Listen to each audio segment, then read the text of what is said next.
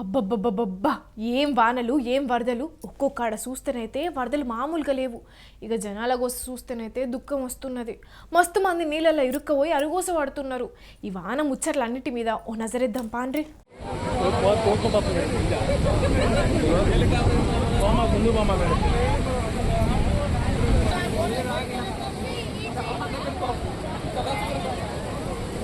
వామ్మో వామ్మో వామ్మో, ఏం వాన ఏం వాన, ఏం వరదలు ఏం వరదలు. ఈ వరదలను చూస్తుంటే మస్తు భయం అవుతున్నది. అక్కడ ఇక్కడ అని కాకుండా తెలంగాణ అంతటా కూడా ఇదే కథ. రోడ్లు దిగినాయి, చెట్లు ఇరిగినాయి, కరెంటు స్తంభాలు పడ్డాయి. ఇక చెరువు కట్టలు దిగితే జనం ఆడాడ ఇరుక్కబోయినరు. ఖమ్మంలోనైతే అబ్బా చెప్పవశమే అయితలేదు.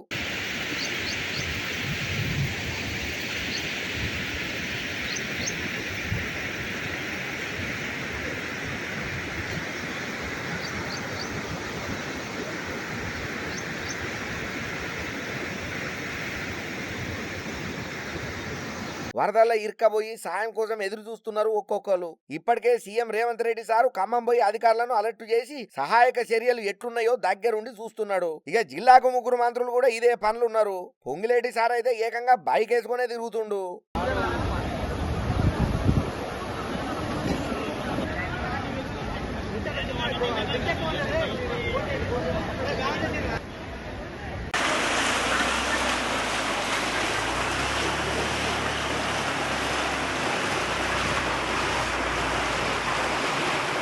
ఇట్లా తిరుగుతుంటే సార్ కాలుకు దెబ్బ కూడా తాకితే డాక్టర్లు వచ్చి కట్టు కట్టిండ్రు. అట్లనే మంత్రి తుమ్మల సారు, బట్టి సారు కూడా వరద ప్రాంతాలలో తిరుగుతూనే ఉన్నారు. ఇక మహబూబాబాద్ లో కూడా రైల్వే లైన్లు మస్తు దెబ్బతిన్నాయి. అటు మంత్రి సీతకు కూడా వరదలలో తిరుగుకుంటా సాయం చేస్తున్నది. ఇట్లా మంత్రులు, ఎమ్మెల్యేలు అంతా ఇదే పనులున్నారు.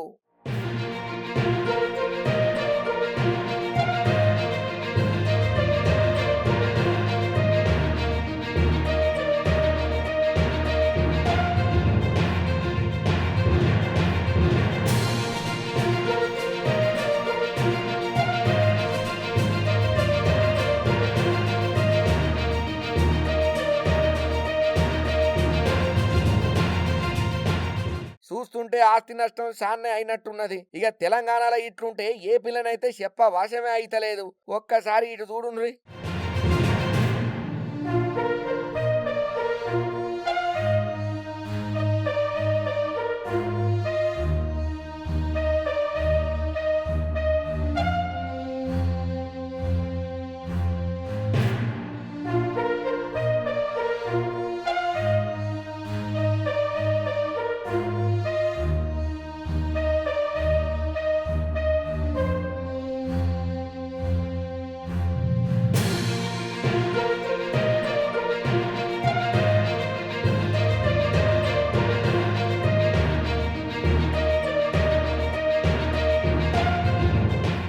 అమరావతి మునిగింది. విజయవాడలనైతే వరద ఉధృతికి జనం మస్తు తిప్పలు పడ్డారు. ఆకలి అని అలవటిస్తుంటే సర్కారు సహాయక చర్యలు చేస్తున్నది. స్వయంగా చంద్రబాబు సారే రంగంలోకి దిగిండు. ఓట్ల పోయి మరి బాధితులతోని మాట్లాడిండు. కొన్ని ఏరియాలకు జేసీబీల పోయి మరి వరద బాధితుల తిప్పలు అరుచుకున్నాడు.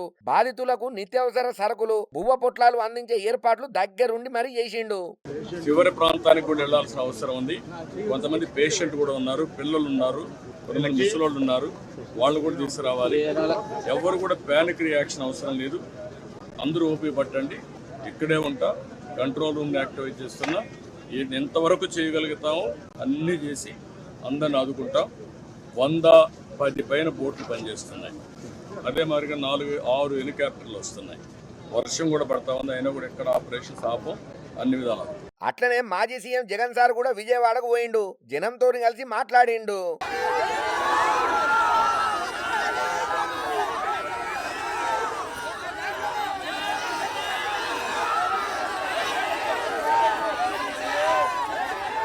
కానీ ఈ నడమ ఎన్నడూ లేనంత వర్షం పడి బగ్గ వరదచ్చుడుతోని మస్తు తిప్పలు పడుతున్నారు జనం.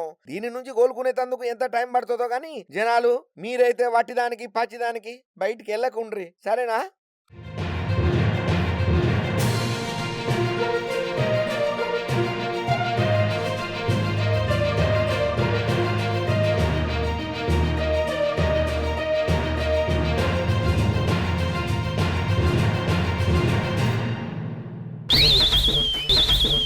షాపింగ్ మాల్స్, హోటళ్ళు, సినిమా థియేటర్లు, షాపులు ఓపెనింగ్ చేసిన రోజు ఆఫర్లు పెట్టి జనాలను అట్రాక్ట్ చేస్తారు.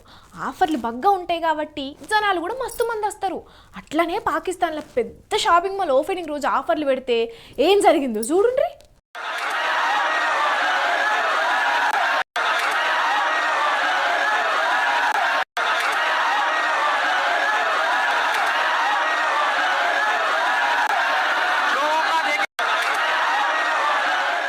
ఓ అయ్యమ్మనే, జనాలు మా తక్కువ మంది లేరు కదా. మొదటి నాడే షాపింగ్ మాల్ కు జనాలు బాగా మంది వచ్చిండ్రంటే ఫుల్ గిరాకీ అయ్యే ఉంటదని మీరు అనుకుంటున్నారు కదా. గిరాకీ అంటే మామూలు గిరాకీ కాదు. ఆ షాపింగ్ మాల్ లో ఒక్కటంటే ఒక్కటి లేకుండా మొత్తం అయిపోయినాయి. కాకుంటే ఆ షాపింగ్ మాల్ ఓనర్ కు రూపాయి అంటే రూపాయి కూడా రాలేదు. జనాలు మొత్తం ఒక్కడే పారి సొర్రబడి లూటీ చేసిండ్రు.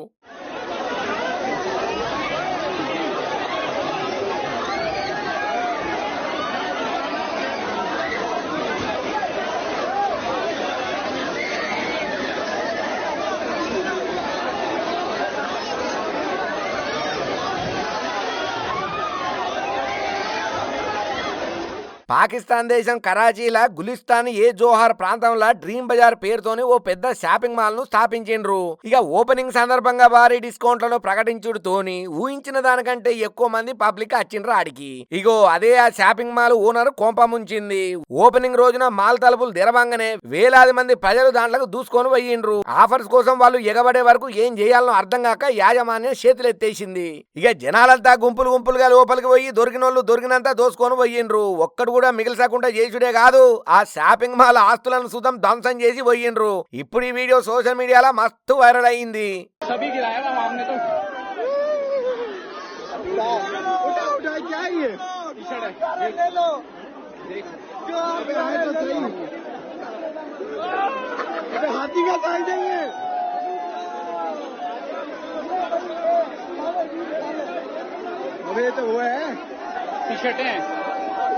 अबे इस तरह कैसे कोई पसंद करेगा?